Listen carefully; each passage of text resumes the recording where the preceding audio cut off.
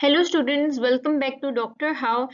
So in today's video, we are going to learn about the types of ulcerative colitis, six type of ulcerative colitis, and we are going to discuss like कहाँ पर ये जो है ulcerative colitis किस part of the large intestine में situated है और उसके क्या features हैं हर type के. So let's move toward our next slide. Types of ulcerative colitis को स्टूडेंट्स मैंने आपको इजीली रिमेम्बर करवाने के लिए एक बहुत ही ब्रिलियंट ट्रिक निकाली है दैट इज अगर किसी स्टूडेंट को ये निमोनिक याद हो जाए that is pretty people dance so perfectly brilliantly तो उसको पूरे लेक्चर को आसानी से रिमेम्बर करने में सेकंड्स लगेंगे। तो सिंपल आपको क्या करना है आपने सिर्फ ये निमोनिक याद कर लेना है pretty people dance so perfectly brilliantly.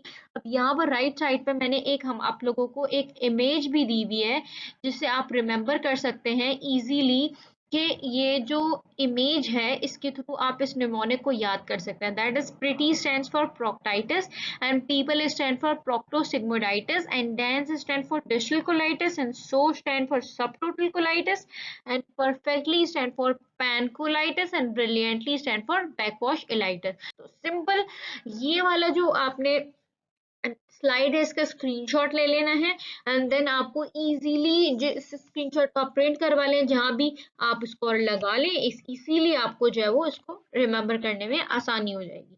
So let's move toward the next slide and discuss the first part of the ulcerative colitis that is proctitis.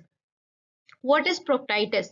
अब अगर हम देखें स्टूडेंट्स तो जो लव्स वर्ड प्रोक्टो है इसका मतलब ही क्या होता है? इसका मतलब होता है रेक्टम एंड आइटिस का मतलब क्या होता है? इन्फ्लेमेशन।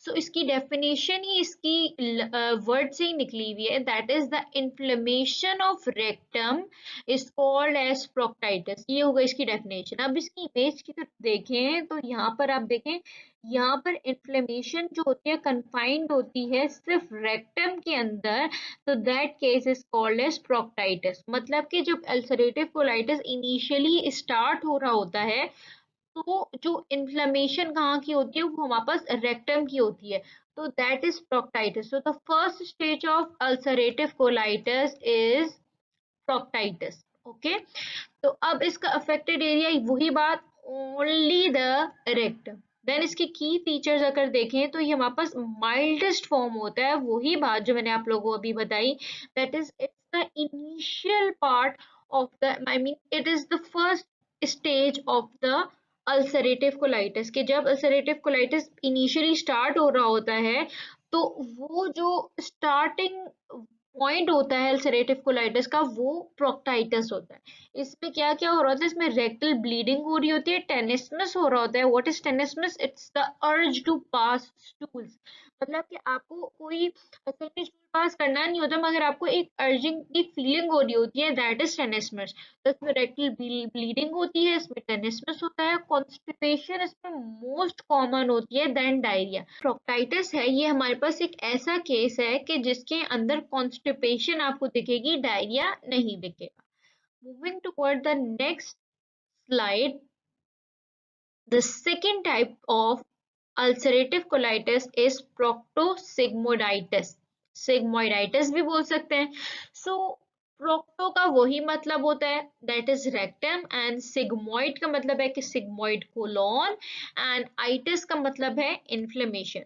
डेफिनेशन बन गई the inflammation of rectum sigmoid colon is called as प्रोक्टोसिग्मोइडाइटिस।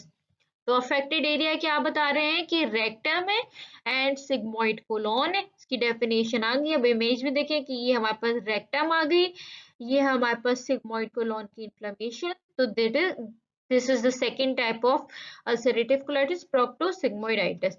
अब इसके अंदर की फीचर्स अगर देखें तो इसके अंदर डायरिया विद ब्लड हो रहा होता है, एब्डोमिनल क्रैम्प्स हो रहे होते हैं लोअर लेफ्ट साइड के ऊपर। अच्छा स्टूडेंट्स, अगर आपको लार्ज इंटेस्टाइन के पार्ट्स और स्मॉल इंटेस्टाइन के पार्ट्स की डिटेल वीडियो विद निमोनिक्स चाहिए तो यहाँ पर मैं लिंक दे दूंगी, आप यहाँ पर जाकर इसको वॉच कर सकते हैं। So what is proctosigmoiditis? इसका name ही self indicating है. The inflammation of the sigmoid colon and rectum is called as proctosigmoiditis. तो ये जो होती है वो हमारे पास second stage of ulcerative colitis होती है कि अगर आपकी इन्फ्लेमेशन अल्सरेटिव कोलाइटिस की रेक्टम से बढ़कर सिग्मोइड कोलॉन की तरफ चली जाए तो वो proctosigmoiditis होता है. Moving toward the next type, distal colitis. अब इसकी डेफिनेशन कैसे हम देखेंगे. डिस्टल का मतलब कि डिस्टल कोलॉन एंड कोलाइटिस का मतलब इन्फ्लेमेशन ऑफ कोलॉन. अब डिस्टल कोलॉन के अंदर कौन कौन से पार्ट आ रहे होते हैं. डिस्टल कोलॉन के अंदर सबसे पहला पार्ट जो होता है वो हमारे पास अगर हम लोग इमेज से देखें तो रेक्टम हो गया. अब ये सिग्मोइड कोलॉन और हमारे पास जो डिसेंडिंग कोलॉन होती है, ये डिसेंडिंग कोलॉन होती है. अगर हम लोग देखें तो ये कोलॉन के पार्ट देखें तो ये हमारे पास सीकम होता है, ये सीकम होता है, ये हमारे पास असेंडिंग कोलॉन होता है, ये हमारे पास क्लोनिक फ्लेशर्स होते हैं और ये हमारे पास ट्रांसवर्स कोलॉन होता है और यहाँ पर descending colon. This is descending colon and this is sigmoid colon. तो अब अगर हमारे पास इन्फ्लेमेशन हो रही है सिग्मोइड कोलॉन और डिसेंडिंग कोलॉन की, तो this is called as distal colitis. कि ये इन दोनों पार्ट्स को मिलाकर हम लोग डिस्टल कोलॉन कह रहे होते हैं. तो हमारे पास अगर इन दोनों पार्ट्स की सिग्मोइड कोलॉन और डिस्टल कोलॉन की इन्फ्लेमेशन हो जाए तो this condition of ulcerative colitis is called as distal colitis.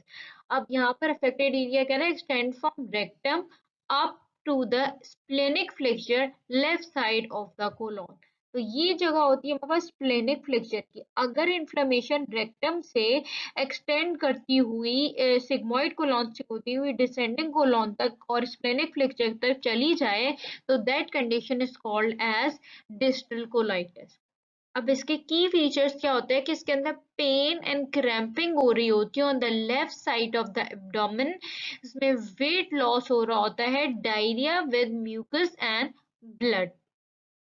Okay, now let's move toward the fourth type of ulcerative colitis, that is subtotal colitis. अब subtotal colitis का मतलब ये है कि इसके अंदर subtotal का मतलब सब मतलब हाफ एंड टोटल. तो ये मतलब कि अभी पूरी इंटायर कोलॉन के अंदर इन्फ्लेमेशन नहीं हुई हुई, मतलब कि हाफ कोलॉन के अंदर इन्फ्लेमेशन हो चुकी है. कोलाइटिस का मतलब तो इन्फ्लेमेशन होती है. तो अगर हमारे पास अफेक्टेड एरिया में देखें involve more than left side of the colon but does not include entire colon. अगर हमारी इंटायर कोलॉन के अंदर इन्फ्लेमेशन नहीं हुई भी तो that condition is called as subtotal colitis. इसमें होता ये है कि inflammation rectum, sigmoid colon, descending colon, splenic flexure, transverse colon तक पहुंची भी होती है, मगर अभी जो हमारे पास असेंडिंग कोलॉन और सीकम का जो पार्ट होता है यहाँ पर इन्फ्लेमेशन नहीं आई हुई होती. तो इसी वजह से इसको सब टोटल कोलाइटिस कहते हैं. अब इसके अंदर फ्रीक्वेंट ब्लडी डायरियाज हो रहे होते हैं. इसके की फीचर्स में फटीग होती है, पेशेंट जो है वो टायर्ड फील कर रहा होता है, इसमें वेट लॉस होता है और हमारे पास एब्डोमिनल पेन होती है. Now let's move toward the next types of ulcerative colitis, that is पैनकोलाइटिस. अब अगर हम देखें तो पैन जो वर्ड है इसका मतलब होता है क्या. इसका मतलब होता है entire या all, and colitis is inflammation of the colon. So the definition क्या बनी. The inflammation of the entire colon is called as pancolitis. कि inflammation रेक्टम से सिग्मोइड, देन उसके बाद descending colon, splenic flexure, transverse colon, फिर splenic flexure and then उसके बाद ascending colon and then caecum तक अगर पहुंच जाए, पूरी इंटायर कोलॉन के अंदर अगर इन्फ्लेमेशन हो जाए, then that type of ulcerative colitis is called as pancolitis. और पैनकोलाइटिस जो होती है ये हमारे पास last stages of ulcerative colitis के अंदर आ रही होती है. और इसके अंदर क्या होता है कि हमारे पास कोलॉन कैंसर के चांसेस भी ज्यादा हो रहे होते हैं, क्योंकि हमारे पास इन्फ्लेमेशन जो होती है पूरी इंटायर कोलॉन के अंदर पहुंच चुकी होती है. अब इसके अंदर अफेक्टेड एरिया में अगर हम देखें तो इन्वॉल्व्स इंटायर कोलॉन। की फीचर्स में मोस्ट सिवियर फॉर्म है, यहाँ भी लिखा हुआ है देखिए कि ये जो मोस्ट सिवियर फॉर्म होती है हमारे पास अल्सरेटिव कोलाइटिस की टाइप की, तो वो पैनकोलाइटिस होती है। फ्रीक्वेंट ब्लडी डायरियाज हो रहे होते हैं, फटीग होती है, वेट लॉस होता है, fever and risk of colon cancer. Now let's move toward the last type of the ulcerative colitis, that is backwashitis. What is backwashitis? Backwashitis ये होती है कि इन्फ्लेमेशन की लास्ट टाइप होती है हमारे पास अल्सरेटिव कोलाइटिस की, कि इन्फ्लेमेशन जो है वो एंटायर कोलॉन से होती हुई अब वो कहाँ पर पहुंच चुकी है, इलियम के लास्ट पार्ट के ऊपर, दैट इज टर्मिनल इलियम। तो अब इन्फ्लेमेशन जो है वो last part of the small intestine तक पहुंच चुकी है। लार्ज इंटेस्टीन तो पूरी इन्फ्लेम्ड हो गई थी, अब स्मॉल इंटेस्टीन के लास्ट पार्ट में अगर पहुंच गई है तो that condition is called as backwash ileitis. तो अफेक्टेड एरिया क्या है, involve terminal ileum last 10 to 20 centimetre of the small intestine.